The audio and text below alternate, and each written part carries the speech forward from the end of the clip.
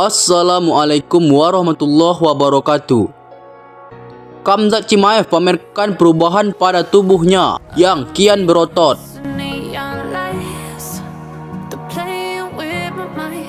Untuk melanjutkan pembahasan, sempatkan jari kalian untuk menekan tombol subscribe, aktifkan loncengnya dan jangan sampai ketinggalan like dan komentar apa saja, kritikan ataupun masukan. Demi berkembangnya channel ini dan agar kalian tidak ketinggalan berita terbaru seputar dunia jagat tarung.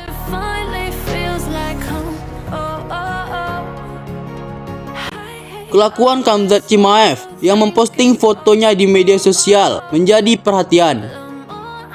Dalam unggahan itu, terlihat jelas transformasi otot-ototnya yang semakin besar dan kekar.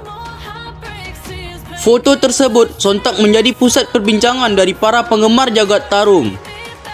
Tak terkecuali mantan petarung UFC, Chael Sonnen, yang takjub dengan perubahan tubuh dari Khamzat Chimaev. Namun, Chael Sonnen menilai hal itu dilakukan Khamzat Chimaev memiliki niat terselubung.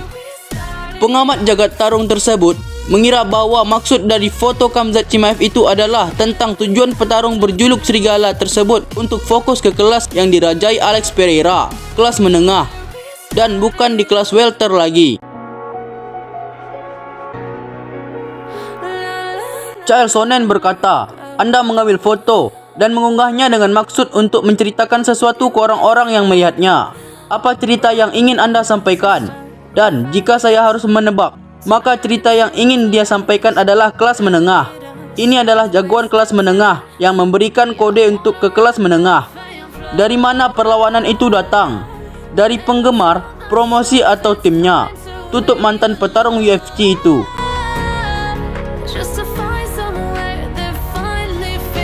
Memang, Khamzat Chimaev biasanya bertarung di kelas welter.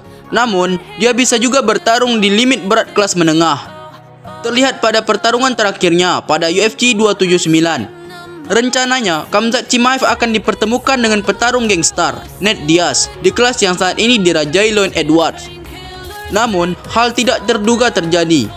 Berat badan Khamzat Chimaev gagal menyentuh limit kelas welter. Alhasil, jadwal pertarungan menjadi kacau. Semuanya berubah dan Khamzat Chimaev mendapat lawan baru pada saat itu, Kevin Holland. Setelah semuanya berlalu, banyak pihak yang berpendapat Khamzat Chimaev akan tetap bertarung pada berat limit kelas menengah. Tak terkecuali bos besar UFC, Dana White. Dalam sebuah wawancara, Dana meminta Khamzat untuk tidak perlu repot-repot menurunkan berat badannya lagi ke limit kelas welter.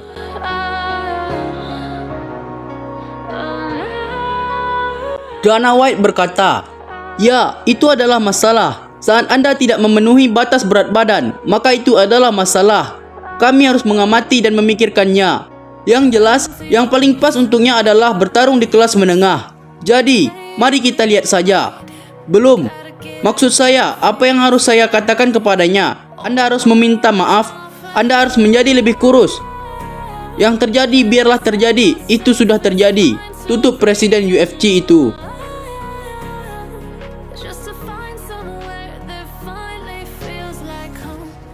Kemudian, ada juga berita dari Islam Makhachev yang tak akan berpengaruh dalam duel pada UFC 284 sepeninggalan Khabib Nurmagomedov dari dunia MMA.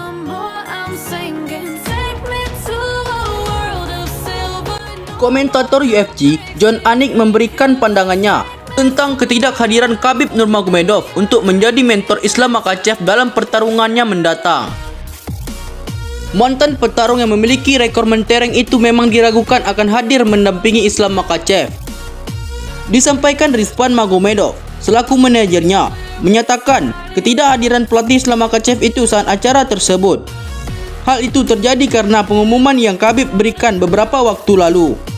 Lewat media sosial, Khabib mengumumkan keputusannya untuk pensiun dari dunia MMA permanen.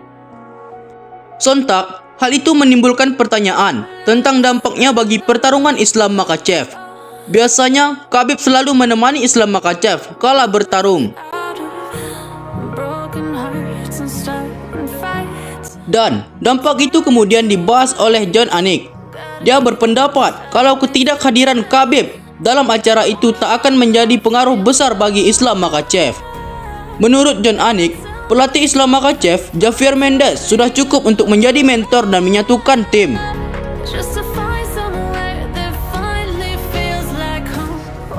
John Anik berkata, "Saya pikir Javier Mendes sudah menjadi pemersatu tim dan saya pikir ketidakhadiran Khabib Nurmagomedov bagi tim corner Islam Makhachev tak terlalu berpengaruh.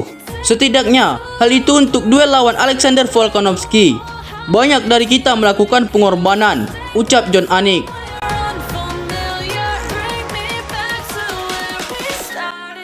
Memang, keputusan Khabib mengambil langkah pensiun sangatlah mengejutkan. Namun, menurut John Anik hal itu sah-sah saja. Dia memang harus mementingkan keluarganya.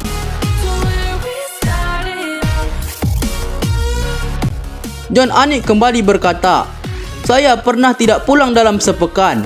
Saya menelpon istri saya bahwa saya di kota lain, New Orleans. Saya memainkan nada bicara. Banyak dari kita sulit berkomunikasi dengan keluarga, bahkan seorang atlet sekalipun," tutup John Anik. Akankah Islam Makhachev bisa keluar sebagai pemenang walaupun tanpa Khabib Nurmagomedov menemani?